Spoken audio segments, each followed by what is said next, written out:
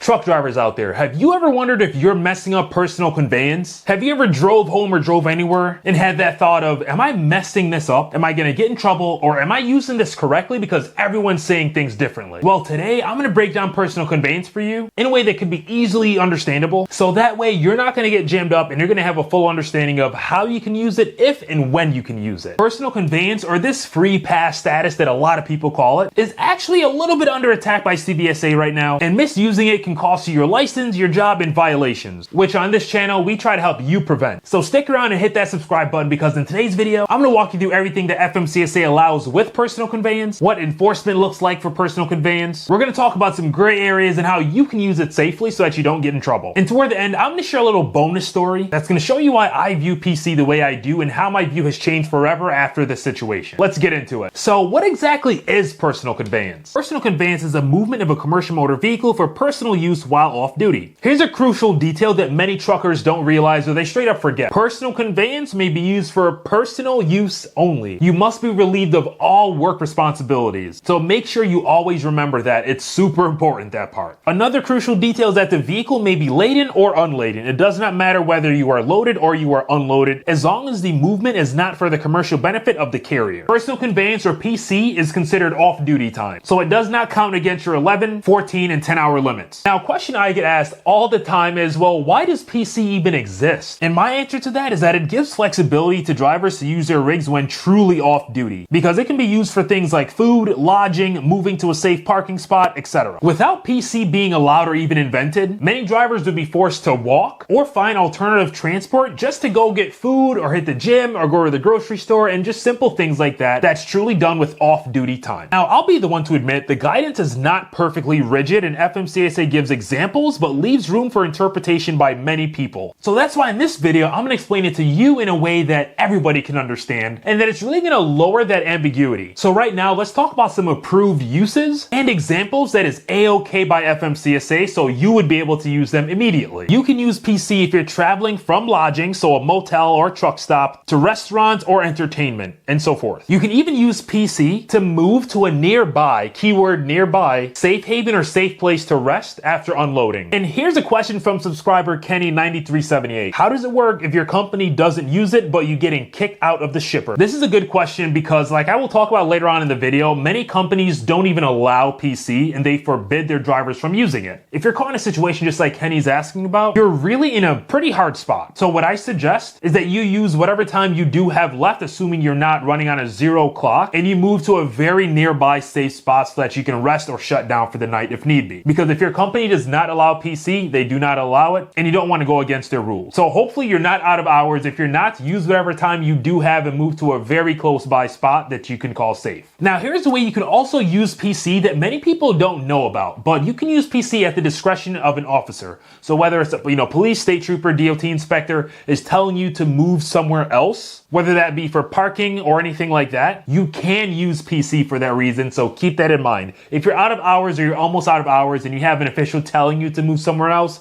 you can use PC. Many of my drivers out there, you would love to know this one that I'm about to tell you. You can use PC to travel home, whether that be far or close. After you're done with work for the day and you've done your final load for the day, you can use PC to get home. I'm going to get more into time caps or lack thereof later on in the video. Now, out of those few things that I just listed as legitimate reasons that you can use PC, which ones have you used, or which one do you know other drivers that have used those before? So just a quick personal story that many of y'all may have been in this similar situation. So I was inspecting a guy and I saw that he'd used PC for about 30 to 35 miles. And I was just curious. I asked him, well, why do you have PC logged here when you're pretty much still driving toward where your pickup is going to be?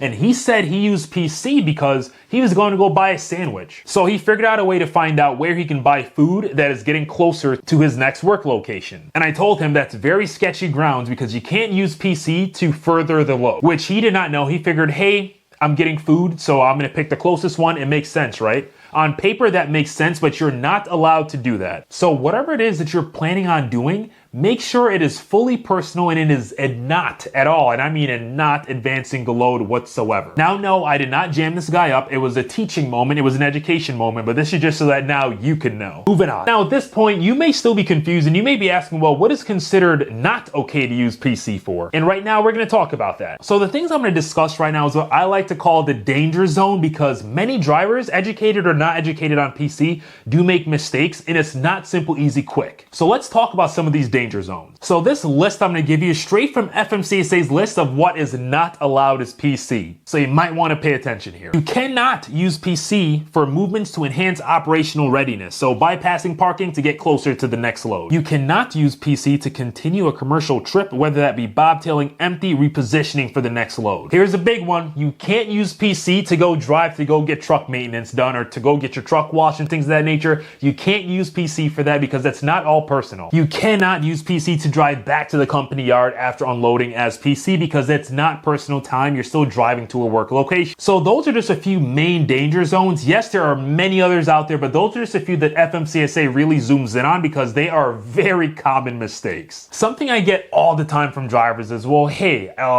different cops say different things, different drivers say different things. What's the actual ruling? What I always tell people is go right to the FMCSA website and look up personal conveyance and read what that paragraph says to you about what personal conveyance is. Because that really explains it in a way that it should not be open to interpretation. If you read it flat out, it says for personal use only. So if you think about your scenario and it has anything to do with work, just to be safe, no, don't do it. Now let's talk about the rules and limits of PC, or should I say lack thereof. But we're gonna chat about it anyway, because I want you to be fully informed about this topic. As of right now, today, 2025, there are no time caps and no mileage caps when it comes to personal conveyance. None. So you just have to be reasonable. Since FMCSA does not impose a maximum distance or duration for personal conveyance, it really is up to the drivers to be smart about it, how to use it, and what is deemed reasonable. Just so you are all aware, CVSA is actively pushing FMCSA to cap personal conveyance to just 2 hours. Many people like that, many people do not like that. Let me know in the comments whether you agree personal conveyance should be capped for time and distance. CVSA has petitioned FMCSA multiple times in 2020, 2022, and 2025 to formalize limits.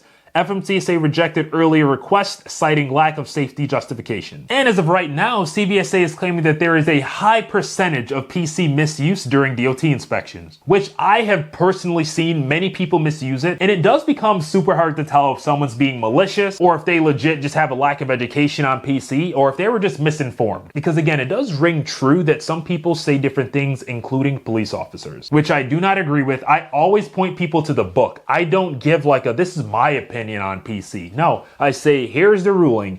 Answer these questions. If one of these questions are work related, you can't use PC. That's that. So for right now, you drivers, you my trucker fam, you are in the clear when it comes to caps on personal conveyance. As long as you stay reasonable with it, it's not going to be ruined for everybody. And another question here by subscriber Divot Adults, if I'm saying that correctly. Are there any states that do not allow the use of PC on the ag exemption? I have a short, quick, sweet answer to this question, and the answer is no. There are currently no states that don't allow PC with ag exemption. Now, here's a rule about carriers that many drivers may not know. Carriers can actually limit or completely abolish PC, meaning they don't want drivers using it. Drivers are not allowed to use PC at all with certain carriers, and that's legal for carriers and companies to do that. They have the right to tell their drivers that they don't want them to use PC or that PC is not allowed, and if many drivers don't like it, then they can go work for someone else as well, right? They're not forced to work for that carrier. So if you're working for a carrier that says no PC allowed, just don't use the PC because I don't want you getting jammed up. Just so that I stay in the know as well, what if FMCSA were to cap PC to 1 to 2 hours? How would that make your trip different? How would that make your life different? Comment down below and let me know. And also let me know down below, what do you use your PC time for if you do use it? So here's some PC and logging implications that some people may not know. Inspectors can audit PC usage via GPS, distances, timestamps, and challenge PC if it appears abused. So when we pull up your logs on our eRods forum, we can see all the different inputs that are on the ELD. And if we see that PC is being misused, or if it doesn't line up, like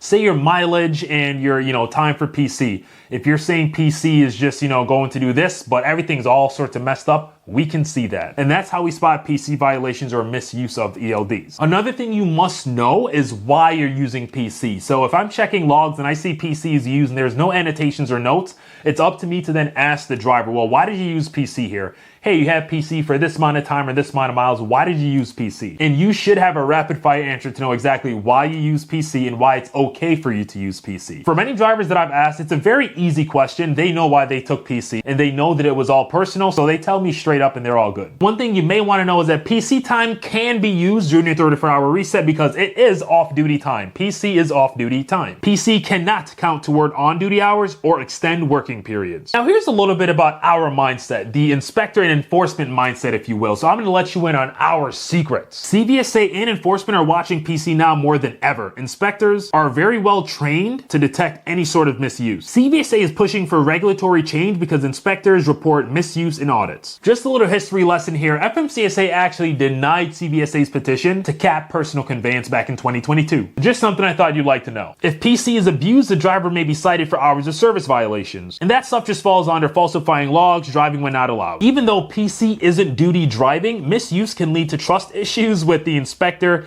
deeper inspections, or being put out of service in some cases. And that's really how it is. You can be talking to someone just fine, and when you start asking about PC and nothing's lining up, you start to wonder, well, what else isn't lining up? What else could the issue be? You know, how else are they misusing their hours or ELDs or hours of service in general? So just be flat out, be straight up honest. Because if you're not, then that inspector goes through and checks through the logs and they're seeing things that does not add up. It's not going to be great for you. I want you to tell me, what's the longest legitimate PC that you've ever done? And if you were ever nervous while doing it, let me know down in the comment. Real quick, we do have another question from a subscriber. Tim's Windler 1670 is saying, my company usually gets me pretty close to home to drop trailer from home time, but there has been occasions where I've been 6 or 8 hours out and been an hour or two short on drive time to get home. If I've dropped my trailer, bobtail, and not under dispatch, would I be all right using PC to get to the house? Or do I need to take a 10 to recoup drive time to get home? This is a really great question, and because again, we can use that little mental chart that I gave you. Is this personal use, right?